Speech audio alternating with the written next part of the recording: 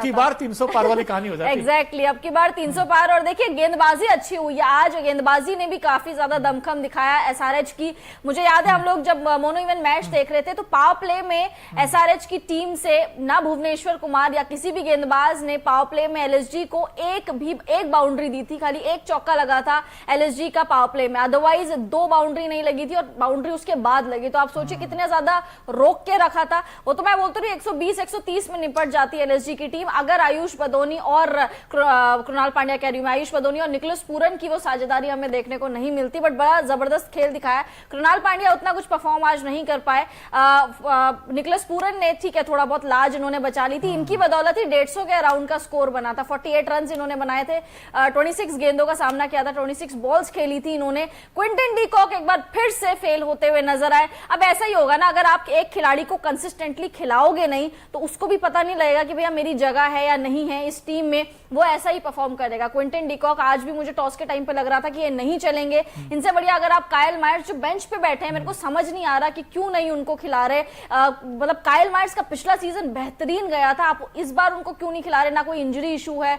ना कुछ इशू है, उसके बावजूद आपने उनको बेंच पे बैठा के रखा है, तो थोड़ा सा बुरा जरूर लगता है। आई थिंक डिकॉक को जिस तरीके से आउट किया है भाई, कमाल करता है नीतीश रेड्डी जो कैच पकड़ा है, बाउंड्री पे कैच यार, मतलब इस तरह का कैच पकड़ा उन्होंने। यही तो होता है कैचेज विन मैचेस, इसीलिए हम कहते हैं। और बड़ा अच्छा कैच पकड़ा है। मैं कह रहा हूं कि कल वाला कैच जो पकड़ा था बाउंड्री लाइन पर शेहोप ने, और आज जो कैच पकड़ा भाई, दोनों सिमिलर एक तरीके के कैचेज हैं। लेकिन डिकॉक का जो कैच था बड़ा रॉक था यार, मतलब मजा आ गया वो कैच देखकर। जिस तरीके नीतीश रेड्डी का जो जजमेंट थी उनकी, पूरी गेंदों पर आंख पूरी गेंद पर थी यार, मुझे छोड़ना नहीं है बस। और जो कैच भाई मैं तो दिल जीत जाते हैं। और देखिए क्विंटन डी कॉक को आउट करना जरूरी था क्योंकि केएल राहुल कहीं ना कहीं सेट हो चुके थे, हो रहे थे मतलब उस टाइम पे। बट जैसे ही आपका एक विकेट गिरा, वो होता है ना थोड़ा सा आपका माइंड हिल जाता है, थोड़ा सा दिमाग आपका हिल जाता है कि एक विकेट गिर गया, उसके बाद आप थोड़ा सा आउट ऑफ कंट्रोल हो जाते हो। तो केएल राहुल के साथ भी वही हुआ। एक विकेट जब उनके साथी खिलाड़ी का गिरा यानी क्विंटन डी कॉक का गिरा, उसके बाद नीचे कोई कुछ कर ही नहीं पाया। नीचे भी वो ताश के पत्तों की तरह टीम ढह गई। वो तो हल्का सा लोअर मिडिल ऑर्डर में आके जो है निकोलस पूरन और आयुष बदोनी ने लाज बचा ली। आयुष बदोनी ने अच्छा खेला है, अर्धशतक उन्होंने लगाया। आयुष बदोनी का दूसरा मैच है जिसमें उन्होंने कमाल की पारी खेली, हालांकि टीम को जिता नहीं पाए। वो तो गेंदबाजों ने आज बंटाधार कर दिया, क्योंकि एलएसजी की अगर आप गेंदबाजी देखेंगे तो किसी भी गेंदबाज का जो इकोनॉमी है वो 14 से ऊपर किया, मतलब 14 से नीचे किया, 15, 16, 17। पैट कमिंस भी पिटे हैं। आप यहीं से आइडिया लगा लो, 9-10 में 4 ओवर में अगर मैच फिनिश हो गया भाई, 150 प्लस बना दिए, 170 के आसपास रन बन गए हैं, तो फिर कौन सा गेंदबाज बचेगा? और वैसे एलएसजी की अपनी बात की बैटिंग की, भाई थोड़ी सी हल्की आपको दिखा दे कि टॉस जीतकर बैटिंग करने का फैसला किया और वहां पर केएल राहुल, देखिए आज पैट कमिंस ने कैप्टन को आउट किया और केएल राहुल को आज आउट किया। उन्होंने 29 बनाए 33 बॉल्स में। इसके अलावा डिकॉक सिर्फ 2 बना सके 5 गेंदों का सामना करते हुए। केएल राहुल से भी सवाल होगा और आयुष बड़ौनी। अब ये ऐसा खिलाड़ी जिन्होंने, आपने सही कहा, इन्होंने लाज बचाई लास्ट में आकर जिस तरीके की ये बैटिंग की है। अब इन्होंने 55 बनाए, लेकिन निकोलस पूरन का आज बल्ला चला, जो 48 बनाए 26 बॉल में। भाई निकोलस पूरन, आयुष बड़ौनी ने, दोनों ने मिलकर कहीं ना कहीं स्कोर थोड़ा सा एक सम्मानजनक स्कोर पहुंचाया। हम ये नहीं कह सकते थे कि यार ये फाइटिंग टोटल था, विनिंग टोटल था, लेकिन इस बैटिंग के सामने, हैदराबाद के सामने, ये तो बिल्कुल छोटा सा मामूली सा था। और 16 गेंदों पर तो हाफ सेंचुरी कंप्लीट कर दी थी ट्रेविस हेड ने। बिल्कुल 16 गेंदों पे हाफ सेंचुरी कंप्लीट कर दी थी। ऐसा उन्होंने दूसरी बार किया है इस सीजन में। साथ साथ हम लोग देख रहे थे, उन्होंने 5 या 6 ओवर्स में शायद एसआरएच ने 100 का आंकड़ा कंप्लीट कर लिया था। यही 100 का आंकड़ा छूने के लिए लखनऊ ने 10 ओवर लिए थे। तो डिफरेंस कितना ज्यादा बड़ा है, आप सोचिए कितना ज्यादा बड़ा डिफरेंस क्रिएट कर दिया था हैदराबाद ने। ये माइंडसेट की बात होती है। अब उन्होंने, जैसे कि हमने देखा पैट कमिंस को पिछला मैच हार के आए, बट उस हार को अपने खेल में इफेक्ट नहीं करने दिया। वो ड्रेसिंग रूम का माहौल इतना बढ़िया बना के रखते हैं, माइंडसेट इतना ज्यादा कॉन्फिडेंस है पैट कमिंस के अंदर, वो मैदान में झलकता है, उनके खिलाड़ियों में भी झलकता है। आपको लगा कि आज ट्रेविस हेड का 100 होना चाहिए था? आज 100 होना चाहिए। मुझे याद है यार 20 पता नहीं 22 रन कुछ चाहिए थे, तब अभिषेक ने छक्के मार दिए यार, छक्का चुक्का मार, तो वरना उनका 100 हो जाता। मुझे मतलब उसके लिए लखनऊ को थोड़ा ज्यादा स्कोर बनाना चाहिए था, तब ट्रेविस हेड अच्छे खासे मतलब शतक एटलीस्ट कंप्लीट कर लेते अपना। तो आई थिंक ट्रेविस हेड से सीखना चाहिए, अभिषेक शर्मा से सीखना चाहिए, जैक फ्रेजर मैगग जैसे खिलाड़ियों से सीखना चाहिए कि T20 क्रिकेट कैसे खेला जाता है। आप केएल राहुल को लेकर वर्ल्ड कप में जाकर उनसे जीत नहीं सकते ऐसे खिलाड़ियों के साथ। जो 140 का स्ट्राइक रेट उनके लिए बेस्ट स्ट्राइक रेट है, वहीं ट्रेविस हेड के लिए 140 का स्ट्राइक रेट की बात करूं तो उनके लिए वर्स्ट स्ट्राइक रेट होगा। आई थिंक बिल्कुल बिल्कुल। और 62 गेंद अगर शेष रहे तो कोई टीम जीतती है तो इसका मतलब ये है कि उनका नेट रन बड़ा अच्छा हो जाएगा। और इस जीत के साथ हैदराबाद की जो टीम है अब वो पॉइंट्स टेबल में नंबर 3 पर आ गई है। उसके 12 मैचों में 7 जीत और 5 हार के साथ 14 अंक है। अब यहाँ पर हैदराबाद का नेट रन रेट अगर देखें प्लस 0.406 का है। लखनऊ 12वें मैच में 6ठी हार है। लेकिन यार एलएसजी के लिए कंसर्न हो गया, अब टॉप 4 में जाना है ना, बड़ा मुश्किल होगा। बहुत बहुत ज्यादा मुश्किल हो गया। एसआरएच 3 नंबर पे आ गई ना, 3 नंबर पे आ गई है एसआरएच, और पॉजिटिव नेट रन रेट के साथ। अब इस मैच से पहले नेगेटिव नेट रन रेट था, पॉजिटिव नेट रन रेट हो गया उनका। साथ साथ सीएसके, बस सीएसके जानी चाहिए। मेरे को थोड़ा सा डर वो लगा कि बस सीएसके जानी चाहिए और ठीक है, और हैदराबाद जाए ना जाए। जी बिल्कुल। और हम कहते हैं ना कि हैदराबाद एसआरएच, हैदराबाद का सनराइज हो गया है। सनराइज हो गया तो बिल्कुल। अब शायद इनको भाई जब ये बैटिंग करते हैं तो बड़ा खूब करते हैं यार। मैं बड़ा फैन हूँ इस टीम का यार, जिसकी खासकर टॉप ऑर्डर का। और आज देखिए आज बट गेंदबाजी भी अच्छी हुई है। भुवनेश्वर कुमार स्विंग किंग ने जैसी 3 की इकोनॉमी, मतलब हम लोगों ने सर पकड़ लिया था कि 3 की इकोनॉमी अभी तक आईपीएल 2024 में बुमराह की इकोनॉमी भी 7 की रही है थ्रू आउट, और आज हमने देखा 3 की इकोनॉमी से भुवनेश्वर कुमार बॉलिंग कर रहे हैं। मतलब क्या है ये, मजाक चल रहा है। और इनको हम टीम में नहीं रखते, इनको टीम से निकाल देते हैं। तो आज भुवनेश्वर कुमार ने दिखा, जब से स्क्वाड आया ना तब से इनकी गेंदबाजी में बहुत सुधार आ गया मुझे। सुधार आ गया। लेकिन एक ऐसे खिलाड़ी भी थे भाई राजीव गांधी स्टेडियम जिन्होंने दिल जीता है सबका। तो हमारा खास सेगमेंट है Okinawa effective player of the match कौन है भाई, देख ही लेते हैं। जो ओकिनावा की स्कूटी है कॉस्ट फैक्ट्री तो है ही है, लेकिन माइलेज बड़ा शानदार देती है और कुछ शानदार क्या दमदार खेल दिखाया है इसने। चलो देख ही लेते हैं, कहाँ इतना इंतजार करें। ये देखिए चैंपियंस की जंग आईपीएल 2024 में Okinawa effective player of the match आज के ट्रेविस हेड है भाई, 1 एंड ओनली 1। ये तो हेड ही है, इन्होंने हेडेक दी थी आज लखनऊ सुपर जायंट्स को। 89 बनाए, और अच्छी बात क्या, नॉट आउट आए 30 गेंदों पर, सिर्फ 30 गेंदों पर 89 बना दिए इन्होंने। 300 के आसपास का स्ट्राइक रेट और चौके छक्कों की यहाँ बारिश हुई है। अब इन्होंने भेदभाव नहीं किया भाई, 8 ही चौके और 8 ही छक्के लगाए। कैसे देखते इस नॉक को? बिल्कुल, देखिए भेदभाव नहीं किया इन्होंने, 8 चौके 8 छक्के लगाए हैं। स्पिनर्स को भी मारा है, पीटा है, और तेज गेंदबाजों को भी पीटा है। तो कोई भेदभाव नहीं करते, चाहे इनके सामने नीली जर्सी हो या चाहे इनके सामने कोई भी जर्सी हो, हर किसी को तबीयत से कूटते। और आज वो दिखा हमें मैदान में कि एक तरफा डोमिनेट हुआ। कहीं पे भी एलएसजी की टीम ऐसे नहीं लग रही थी कि भैया मैच में शुरुआत से अगर आप देखेंगे हैदराबाद की पारी जब शुरू हुई थी ऐसे लग रहा था हैदराबाद ये मुकाबला जीतने वाला है और 10 ओवर से पहले खत्म कर लेगा। वो तो अच्छा हुआ कि 10 ओवर तक भी ये लोग गए। 10 ओवर तक भी ये गए, लेकिन आज तो कहते धोबी घाट ऐसी धुलाई की है ना, मतलब याद रखेंगे लंबे टाइम तक। बिल्कुल। और देखिए एलएसजी ने जो स्कोर बनाया था इस मैदान के लिए, जहां पे आई थिंक आपने कितना बताया था, 180 में कुछ या 185 समथिंग कुछ बताया था, मैंने 190 कुछ बताया था।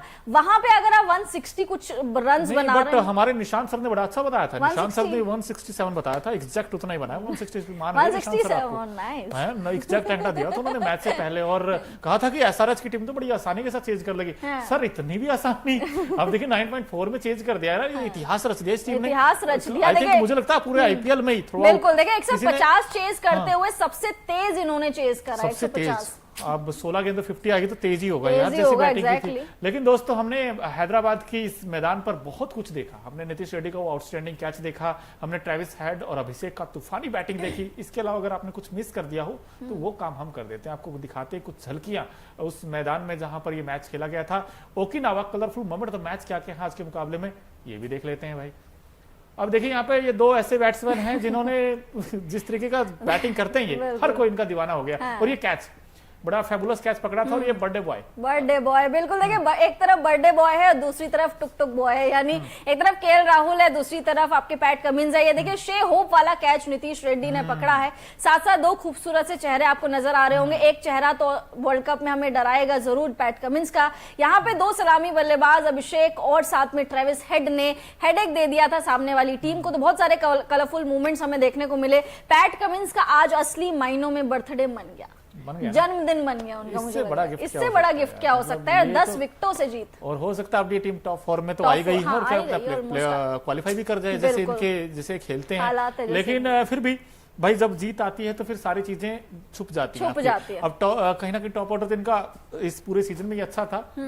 But I think middle order ने अभी भी सवाल है उसमें, वो टेस्ट आज भी नहीं हुआ मिडिल ऑर्डर, वो टेस्ट आज भी नहीं हुआ, ये आने ही नहीं देते ना ये पारी। मुझे लगता है कि अभिषेक शर्मा और ट्रेविस हेड की वजह से वो मिडिल ऑर्डर की जो चीजें है ना वो छुप जाती है, क्योंकि ये पारी उतनी आने ही नहीं देते। पैट कमिंस की कितनी बल्लेबाजी आ गई इस सीजन, या किसी अब्दुल समद की कितनी बल्लेबाजी आ गई, शाहबाज अहमद की कितनी बल्लेबाजी आ गई, तो ये ऊपर से इतना काम कर देते हैं कि नीचे वाले आराम से रिलैक्स होके चिल होके रन बनाते हैं, उनको कोई फर्क नहीं पड़ता। बट आज एसआरएच ने दिखा दिया कि हम लोग चेज भी कर सकते हैं बशर्ते हमारा टॉप ऑर्डर चले, यानी ट्रेविस हेड और अभिषेक शर्मा बहुत ही खतरनाक जोड़ी है। एक तरफ हमने केकेआर की बहुत खतरनाक जोड़ी देखी है, फिल सॉल्ट सुनील नारायण की, दूसरी तरफ ये है दिल्ली कैपिटल्स की भी बड़ी खतरनाक की जोड़ी है, मतलब जैक फ्रेजर मैकगर्क है, उनके साथी खैर बदलते रहते हैं, बट ये जोड़ी बहुत ही ज्यादा बेहतरीन लगी आईपीएल 2024 में।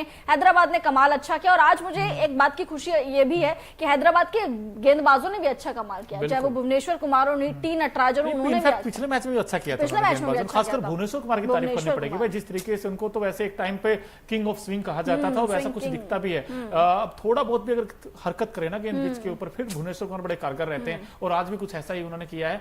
लेकिन आप देखिए आंकड़े भी देखिए, सिर्फ 4 ओवर में केवल 12 रन और 2 विकेट, अब इससे बेस्ट क्या चाहिए? 3 की इकोनॉमी, मतलब आप सोचिए 3 की इकोनॉमी, अभी तक तो मैंने तरस गई थी मैं इस आईपीएल में इस इकोनॉमी को देखने के लिए, इतने ज्यादा क्या बोलते हैं कंजूस ये साबित हुए, रन्स ही नहीं दिए इन्होंने सामने वाली टीम को, और इनका क्या करे? पर केएल राहुल का क्या करे? केएल राहुल की बैटिंग में अब थोड़ा सा मुझे ना सवालिया निशान आने स्टार्ट हो गए धीरे धीरे, और लेकिन बॉलिंग, दोस्तों इस बॉलिंग ने बड़ा लेट डाउन किया इस टीम को, पिछले 1 या 2 नहीं बल्कि कंसिस्टेंट अगर आप देखोगे तो बॉलिंग कहीं ना कहीं का ग्राफ जो है डीप हुआ है जब से मयंक यादव इस टीम से बाहर हुए। आई थिंक मैं उस दिन भी कह रहा था ये बात कि मयंक यादव का बाहर होना इस टीम के लिए आई थिंक 30% लॉस है। अब यहाँ पे देखिए क्यों है, क्योंकि रवि बिश्नोई का फॉर्म नहीं है, रवि बिश्नोई भी बड़ी पिटाई खाते हैं, और जो बाकी गेंदबाज है यश ठाकुर उतना एक्सपीरियंस नहीं है शायद उनके पास, उतना एक्सपीरियंस नहीं है, और गेंद जब आपको पता है कि ट्रेविस हेड बैटिंग करते हैं तो उनके आप स्लॉट में गेंद दे रहे हैं यार, बिल्कुल स्लॉट में। अब मुझे अभी भी थोड़ी हैरानी है, जब ट्रेविस हेड बैटिंग करे ना, अब 2 चीजें करनी चाहिए आपको, एक तो शॉर्ट ऑफ लेंथ गेंद जितनी आप पटकी हुई करेंगे शायद वो कैचेस के चांसेस बन जाते हैं, और स्पिनर, आप स्पिनर को अगर इंट्रोड्यूस करेंगे, हम करण शर्मा ने उनको आउट कर दिया था बड़े जल्दी, तो स्पिनर को आप ले आइए, अब इनके पास, क्योंकि एक इनके पास ले देंगे, एक रवि बिश्नोई का ही ऑप्शन है स्पिन जो अच्छी कर सकते हैं, वो भी अगर अपने लय में, वो भी अगर अपने टच में नहीं नजर आएंगे तो ऐसा ही होगा जैसे आज इनकी हालत ट्रेविस हेड। एक चीज और पांडे, आपने अगर मिस देखा हो भाई, नवीन उल हक इस टीम में क्या कर रहे हैं, क्या कर रहे हैं? 2 ओवर में 37 दे दिए इन्होंने आज भी, और अगर आप पूरे देखोगे सीजन में भाई वो तो कहीं नाम ही नहीं है इनका, नाम ही नहीं, 1-2 मैच, हालांकि पिछला मैच हालांकि खाली उन्होंने 3 विकेट लिए थे, अदरवाइज इस बार नवीन उल हक काफी ज्यादा फेडेड नजर आए, एनएसजी की पूरी गेंदबाजी काफी फेडेड नजर आई है, क्योंकि पिछले साल तक हम लोगों को याद है कि नवीन उल हक और रवि बिश्नोई पिलर्स होते थे गेंदबाजी यूनिट के, बट इस बार वो बोझ बनते जा रहे हैं, तो आई थिंक रवि बिश्नोई को अब अपनी लाइन लेंथ पे ध्यान देना पड़ेगा। आईपीएल 2024 शुरू होने से पहले वर्ल्ड कप में इनका नाम आ रहा था, और अब इनका नाम दूर दूर तक नहीं है, बिल्कुल नामो निशान नहीं है, तो वो चीज देखनी पड़ेगी, कॉम्बिनेशंस अपने देखने पड़ेंगे। बिल्कुल, लेकिन एक बात तो हम बता दें आपको दोस्तों, इस बॉलिंग लाइनअप के साथ एलएसजी की टीम भाई टाइटल तो नहीं जीत सकती, टॉप 4 में भले ही चले जाए टीम, अच्छे मैच जीत सकती नो डाउट, लेकिन भाई इस बॉलिंग के साथ, क्योंकि आपने सही कहा बिल्कुल, किसी का भी इकोनॉमी रेट 14 से नीचे नहीं, 14 से नीचे, अब बताइए कहीं ना कहीं सवाल तो खड़े करता है इस टीम के लिए। अब देखिए यहाँ पर तो भाई बिल्कुल एक तरफा मामला रहा था, और एलएसजी को बुरी तरीके से हराया है, और अब हैदराबाद की टीम नंबर 3 पर पहुंच गई है, लेकिन 2 टीमें और हैं जो कहीं ना कहीं बेताब होंगी, वो भी इफ एंड बट पे हैं। उनका नाम है, एक का पंजाब किंग्स और दूसरे का नाम है आरसीबी। अब आरसीबी की हर कोई फैन यही चाहता है कि आरसीबी कुछ ऐसा करे कि वो टॉप 4 में आ जाए, लेकिन अब उनके सामने पंजाब की कठिन चुनौती होगी, पंजाब की टीम को भी मानना पड़ेगा, बड़ी नाम उस टीम के पास, फॉर्म भले ही ना हो लेकिन नाम है, और ये मुकाबला खेला जाएगा धर्मशाला के मैदान पर, खूबसूरत वादियों में। क्या लगता है आरसीबी बाजी मारेगा या फिर पंजाब? देखिए मेरे को लग रहा है कि आरसीबी में भी बाजी मार जाए, क्योंकि मोमेंटम आरसीबी के साथ अभी पिछला मुकाबला हमने देखा था पंजाब का, सीएसके से पंजाब हार गई थी, एक छोटा सा टोटल भी पंजाब धर्मशाला जैसी पिच पे चेज नहीं कर पाई थी। अब वो स्लो विकेट का बहाना दे दीजिए या फिर कोलैप्स का बहाना दे दीजिए, जो भी है, बट मुझे लग रहा है आरसीबी इस मैच को एटलीस्ट जीत सकती है, क्योंकि फॉर्म उनके पास है। अब तो फाफ रन बना रहे हैं, विराट रन बना रहे हैं, विल जैक्स भी रन बना रहे हैं, थोड़ा सा कैमरन ग्रीन भी इधर उधर बल्ला चला ही देते हैं, क्योंकि और तो उनसे कुछ हो नहीं रहा। तो मुझे लग रहा है कि आरसीबी का अपर हैंड होगा इस मैच में, आरसीबी शायद बाजी मार सकती है, और अगर पंजाब इस मैच को हार गई तो पंजाब बाहर हो जाएगी आईपीएल 2024 से। और आई थिंक आज तो मुंबई बाहर हो गई है, आज तो मुंबई का भी कहीं ना कहीं टाटा प्लेऑफ से बाहर हो गई। और मुंबई का देखिए वही था, इनकंसिस्टेंसी थी जो हार्दिक पांड्या कैप्टन बनाया गया था, उस पर भी कई सवाल उठे थे।